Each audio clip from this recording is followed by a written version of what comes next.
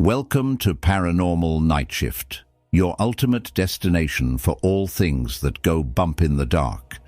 From eerie encounters to spine-chilling mysteries, this is where your stories come to life. But before we dive in, I've got something special just for you. Head over to paranormalnightshift.com to grab your free copy of our debut ebook, The Birth of Dimensional Desperado. It's the first thrilling installment in the Dimensional Desperado series where time travel meets the paranormal.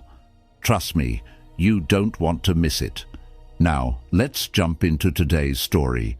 This one comes from Danielle, and it's titled The Phone Call. Sit back, relax, or maybe don't, and let's uncover what's lurking in the shadows.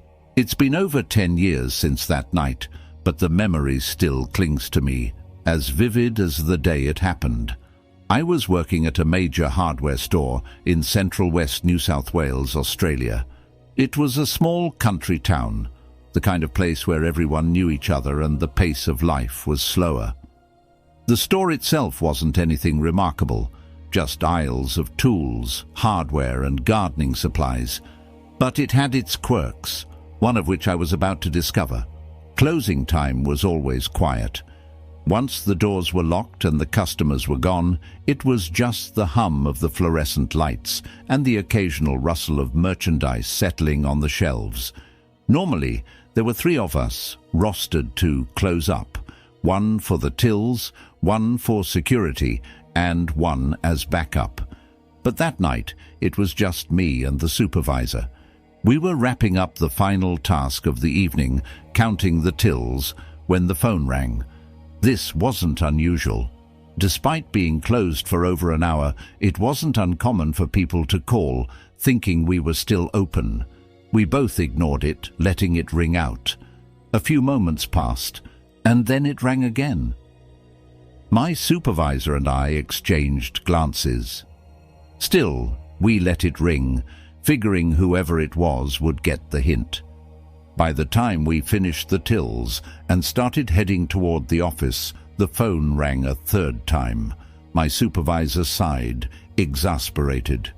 "Just answer it," she said. "Tell them we open again at 6 a.m. I nodded and walked back to the counter where the phone sat. As I reached for it, I glanced at the caller ID to see who was calling, and that's when everything changed. The number on the display didn't make sense. It wasn't an outside line. It was an internal extension. Specifically, it was extension 23. My stomach tightened. I'd been at the store for about a year and was familiar with most of the extensions, fixed and cordless phones, each assigned to different departments. But I'd never seen extension 23 before. Confused, I called out to my supervisor, who was a few steps ahead. "Hey, which department has extension 23? She stopped in her tracks and turned to face me. The look on her face was something I'll never forget. Her eyes widened, and a shadow of fear crossed her features. "What did you say?" she asked, her voice sharp. "Extension 23, I repeated. "It's calling. Which department is that?" For a moment, she didn't respond. Then, in a low, serious tone, she said, "That number doesn't exist. It never has." A chill ran down my spine. I laughed nervously, trying to brush off the growing unease. "Maybe it's just a glitch," I suggested, though I didn't believe it myself. "No," she said firmly, her voice trembling slightly. "Do not answer it.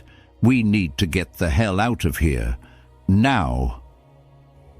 The urgency in her voice left no room for argument. I backed away from the phone, leaving it to ring incessantly. We grabbed our belongings and hurried out of the store, locking the doors behind us. The entire time, I couldn't shake the feeling that we were being watched. As we stood in the parking lot, the fluorescent lights from inside the store casting a dim glow, I asked her about the number. "What do you mean it doesn't exist? Couldn't it just be a new phone I didn't know about?" She shook her head. I've been here since the store opened. Every extension has a purpose, and I know them all.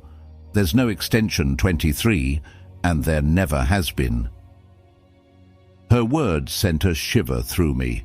The thought that something, or someone, had used a non-existent extension to call us was more unsettling than I could articulate. I couldn't sleep that night. Every time I closed my eyes, I saw the phone's display, the unfamiliar number staring back at me. Over the next few days, I half expected the incident to be brought up by someone else, a co-worker, or even my supervisor, but no one said a word. It was like we had silently agreed to bury it. From that night on, the closing shifts were different. Management changed the protocol so that there were always 3 people scheduled to close, and at least one of them had to be male. It felt like an overreaction at first, but none of us questioned it. Whatever had happened that night had left its mark, and no one wanted to take chances. The number never appeared again. But even now, a decade later, I still wonder about it. Who or what was trying to reach us that night? And why did my supervisor look so terrified, as though she knew more than she was letting on? I've told this story a few times over the years, always to skeptical ears. People laugh it off, chalking it up to a technical glitch or my imagination. But I know what I saw, and I know the fear in my supervisor's eyes was real. Something happened that night in that quiet, empty hardware store. And whatever it was, I hope I never experience it again. With that being said, Danielle, thank you so much for sharing your incredible story. Now, if you have a story you'd like to submit, we'd love to hear it. Just head over to paranormalnightshift.com and share your experience with us.